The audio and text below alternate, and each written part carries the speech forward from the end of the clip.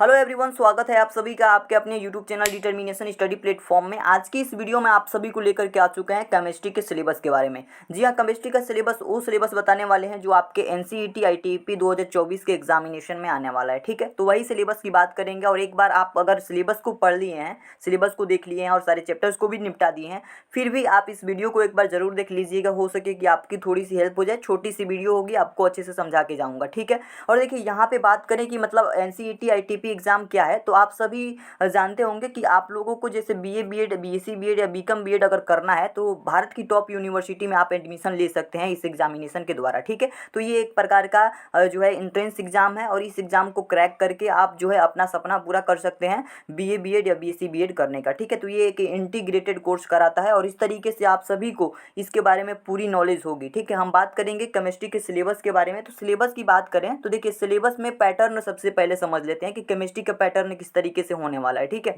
तो बात करें कि केमिस्ट्री में टोटल नंबर ऑफ क्वेश्चन कितने होंगे। टोटल क्वेश्चन आपके पूछे जाएंगे 25 क्वेश्चन। कितने क्वेश्चन? 25 क्वेश्चन। देखिए, क्वेश्चन तो वैसे 28 क्वेश्चन पूछे जाएंगे, लेकिन 3 क्वेश्चन आप लोगों को एलिमिनेट करना है, यानी 3 क्वेश्चन को छोड़ देना है अगर ना आए तो। ठीक है, तो 28 क्वेश्चन में से आपको 25 क्वेश्चन का ही जवाब देना है, क्योंकि 25 क्वेश्चन के ही आपके नंबर जो है काउंट किए जाएंगे। ठीक है, तो ध्यान रखिएगा, टोटल नंबर ऑफ क्वेश्चन होगा 28, लेकिन आपको 25 करना है। तो 25 क्वेश्चन क्या करना है, आपको अटेम्प्ट करना है। और टोटल मार्क्स की बात करें तो टोटल मार्क्स आपका होगा 100 नंबर का। ठीक है, तो 100 नंबर का आपका केमिस्ट्री का जो है पेपर होने वाला है। उसके बाद करें कि हर एक क्वेश्चन पे कितना नंबर मिलेगा, तो जिस भी क्वेश्चन का आप करेक्ट आंसर देंगे तो उसमें आपको 4 नंबर मिलेगा। ठीक है, पर क्वेश्चन। ठीक है, पर क्वेश्चन की बात कर रहा है। इनकरेक्ट की बात करें तो अगर आप एक क्वेश्चन को गलत करते हैं यानी इनकरेक्ट करते हैं तो आपको -1 मिलेगा, यानी कि एक नंबर की इसमें माइनस मार्किंग भी है। ठीक है, तो इस बात को ध्यान रखिएगा। आइए अब हम लोग समझते हैं कि इसका सिलेबस यानी कौन कौन से चैप्टर हम लोग को पढ़ना है जिससे कि हमारा जो है एनसीईटी आईटीपी क्रैक हो जाए आसानी से। तो पहले चैप्टर की बात करेंगे तो पहला चैप्टर आपके पास आएगा सॉलिड स्टेट। ठीक है, सॉलिड स्टेट को हिंदी में ठोस अवस्था कहा जाता है। क्या कहा जाता है? ठोस अवस्था। ये चैप्टर बहुत महत्वपूर्ण है। देखिए, आप लोगों को पता होगा कि आप लोगों के बोर्ड्स में ये चैप्टर जो है रिड्यूस कर दिया गया था, लेकिन इसमें यानी कि सीयूईटी एग्जाम की बात करें या एनसीईटी एग्जाम की बात करें तो इसमें जो है इस चैप्टर को हटाया नहीं गया है।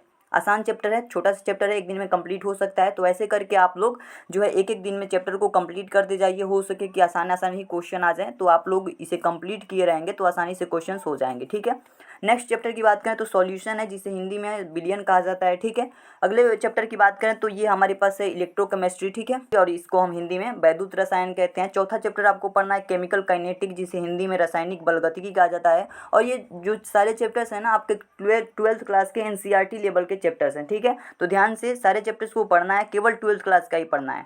पांचवा चैप्टर आपके पास आएगा सरफेस केमिस्ट्री, जिसे हिंदी में पृष्ठ रसायन कहा जाता है। ठीक है, नेक्स्ट हमारे पास छठा चैप्टर है general principle and process of isolation of element. ठीक है, जिसे हिंदी में तत्वों के निष्कर्षण का सिद्धांत एवं प्रक्रम के नाम से जाना जाता है। तो ये छठा चैप्टर है आपका। ठीक है, केमिस्ट्री के सातवें चैप्टर की बात करें तो पी ब्लॉक एलिमेंट। ठीक है, आप लोगों का क्लास 12 का ही सारा चैप्टर है, पी ब्लॉक एलिमेंट पढ़ना है, पी ब्लॉक के तत्व। ठीक है, नेक्स्ट चैप्टर है D and F block element. ठीक है, यानी कि डी और एफ ब्लॉक के तत्व। ठीक है, नेक्स्ट चैप्टर हमारे पास है कोऑर्डिनेशन कंपाउंड। ठीक है, कोऑर्डिनेशन कंपाउंड को हिंदी में उप सहसंयोजक यौगिक कहते हैं। 10वां नंबर चैप्टर आपके पास halo alkane and halo arene. ये चैप्टर भी बहुत महत्वपूर्ण है और ये ऑर्गेनिक पार्ट में आ जाता है। नेक्स्ट चैप्टर की बात करें तो अल्कोहल फिनॉल एंड ईथर। ठीक है, नेक्स्ट चैप्टर है आपके पास alcohol phenol and ether. Alcohol phenol and ether इसको हिंदी में भी बोला जाता है। ठीक है, नेक्स्ट चैप्टर है aldehyde ketones and carboxylic acid. ठीक है, 12 नंबर चैप्टर क्या है? Aldehyde ketone and carboxylic acid. ठीक है, नेक्स्ट चैप्टर की बात करें तो 13 नंबर चैप्टर आपके पास है ऑर्गेनिक कंपाउंड कंटेनिंग नाइट्रोजन। ठीक है, यानी कि नाइट्रोजन युक्त कार्बनिक यौगिक।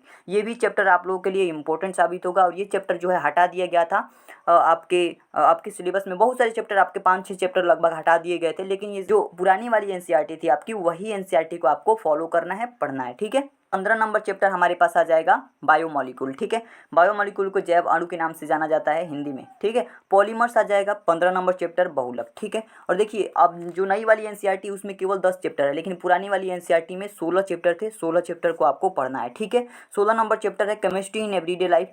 16 नंबर हमारा चैप्टर है और 16 नंबर चैप्टर भी बहुत महत्वपूर्ण है। देखिए, दैनिक जीवन में रसायन। ठीक है, ये चैप्टर भी आप लोग अच्छे से कर लीजिएगा। अगर आप ये 16 चैप्टर अच्छे से कर लेते हैं तो 100 नंबर यहाँ से पक्का हो जाएगा। ठीक है, तो 100 में अगर आप 50 नंबर भी लाते हैं, और इसी तरीके से डोमेन की बात करें तो फिजिक्स, केमिस्ट्री, मैथ या बायो लेते हैं और तीनों में अगर आप 50-50 नंबर लाते हैं तो 150 नंबर आपका यहाँ से हो जाएगा। और बाकी आप जीटी के पार्ट से या जनरल एप्टीट्यूड और लैंग्वेज के पार्ट से उठा लेंगे तो वहाँ से अगर आप 200 नंबर ले लेते हैं तो आपका सिलेक्शन जो है बिल्कुल पक्का हो जाएगा। ठीक है, 200 वहाँ से नंबर ले लेंगे और यहाँ से 150, यानी कि 350 नंबर आपका हो गया। 350 में आपका सिलेक्शन बिल्कुल पक्का हो जाएगा। ठीक है, किसी न किसी कॉलेज में आपका एडमिशन हो जाएगा। तो इस तरीके से आपको तैयारी करनी है कि डोमेन में भी आप कुछ मार्क्स लेकर आएँ और बाकी उस लैंग्वेज और जनरल एप्टीट्यूड में भी कुछ मार्क्स लेकर के आएँ। ठीक है, तो सारे सब्जेक्ट को कवर करते हुए चलना है। समय बहुत कम है तो आप लोग कोशिश कीजिए कि जल्दी जल्दी आपके चैप्टर्स जो है ख़त्म हो। और ये चैनल आप लोगों की तैयारी में बहुत ज़्यादा हेल्प कर सकता है, तो चैनल को सब्सक्राइब कर सकते हैं। चैनल के माध्यम से आपको डेली वीडियोज़ मिलती रहेंगी। अभी के लिए इतना ही रखते हैं दोस्तों, मिलते हैं नेक्स्ट वीडियो में, तब तक के लिए धन्यवाद।